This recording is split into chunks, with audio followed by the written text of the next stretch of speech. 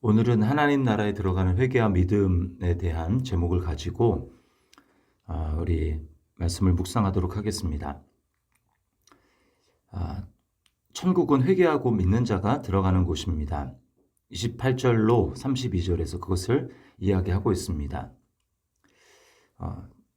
둘째 아들에게 아버지가 말했는데 둘째 아들이 처음엔 안 간다 그러다가 뒤에 뉘우치고 갔다라고 이야기합니다. 또 32절 말씀에 예수님이 대제사장들과 장로들을 향해서 너희는 끝내 뉘우쳐 믿지 아니하였도다라고 말씀을 하고 계십니다.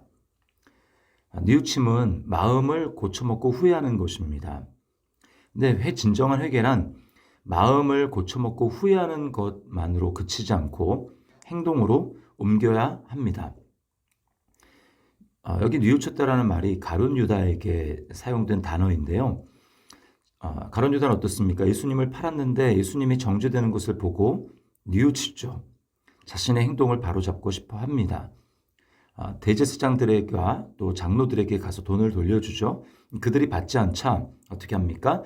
은을 성소에 던지고 스스로 목을 메어 죽습니다. 그러나 그것은 진정한 회개가 아니었고 가룟 유다는 심판을 받게 되죠. 어떻게 우리는 뉘우칠 뿐만 아니라 진정한 회개를 할 수 있을까요? 정말 믿음에 이르는 회개를 할 수 있을까요? 첫 번째는 하나님을 판단하지 말고 하나님의 판단을 받아들여야 합니다.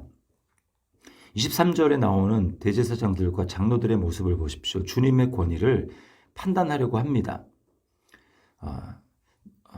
예수님 보고 너가 이런 일들을 하는데 무슨 권위로 하느냐, 누가 권위를 주었느냐 이렇게 이야기를 하죠. 그래서 이런 일들은 뭘까요? 원문의 복수로 나오는데 예루살렘에 입성하실 때 사람들의 찬송을 받으시고 또 성전에서 장사하는 사람들의 상을 엎으시고 병자를 고쳐주시고 또 사람들을 가르치십니다. 주님은 어떤 분이십니까? 성전보다 크신 분이죠. 성전이라는 것의 의미는 하나님의 임재가 있는 곳이라는 뜻입니다. 하나님의 임재가 있는 곳이 성전이 되는데 만약에 하나님의 임재가 없다 그러면 그것은 성전이 될 수 없는 것이죠. 그러나 주님은 주님 자신이 하나님이 되셔서 계시기 때문에 성전보다 크신 분이시죠. 주님이 떠나가시면 그것은 아무리 화려한 건물이라 할지라도 성전이 될 수 없는 것입니다. 우리가 하나님을 판단하지 않고 오히려 하나님의 판단을 받는 존재인지 아닌지, 내가 그렇게 하고 있는지 아닌지 어떻게 알 수 있을까요? 그것은 하나님의 말씀에 대한 태도입니다.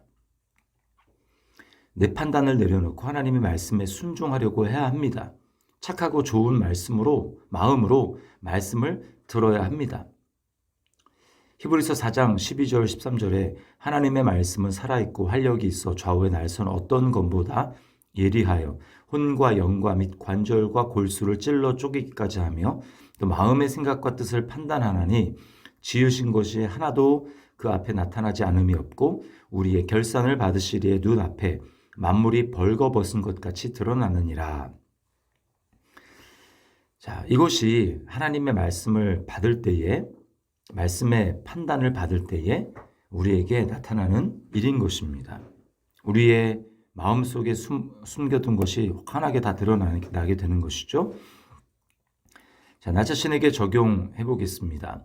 내 판단과 내 생각, 내 권위를 내려놓고 순종하고 복종하려는 마음으로 말씀을 듣고 있습니까? 또 말씀을 판단하지 않고 듣기 위하여 자신의 마음을 위해서 하나님 앞에 기도하고 있습니까?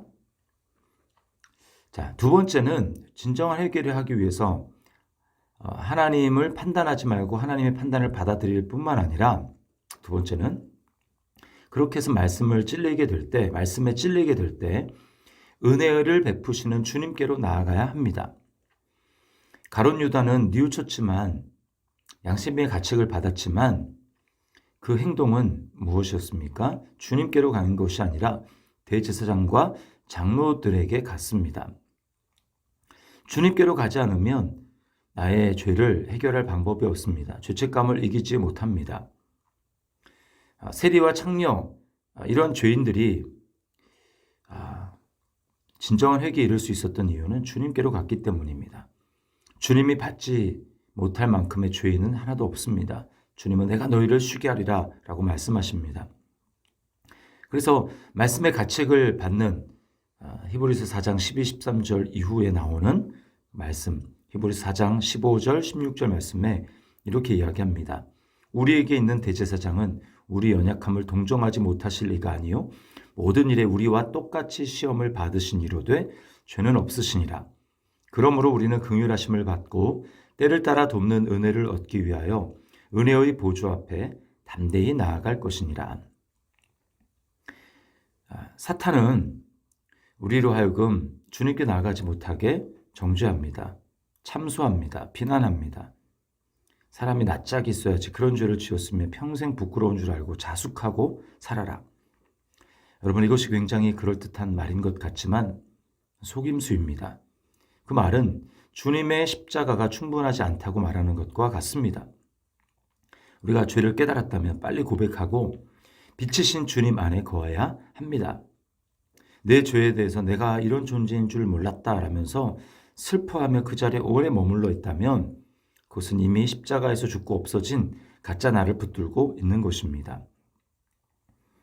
자격 없는 나에게 이미 베푸신 은혜를 기억할 때 우리는 돌이켜 주님을 바라보게 되는 것이고 그것이 참된 믿음입니다. 이 믿음이 구원받는 믿음이며 주님 안에 거하는 믿음인 것입니다. 자신에게 적용해 보겠습니다. 나는 양심의 가책을 받을 때 자책하고 괴로움 가운데 머물러 있습니까? 아니면 주님을 바라보며 고백하며 믿음으로 주님 안에 거하고 있습니까?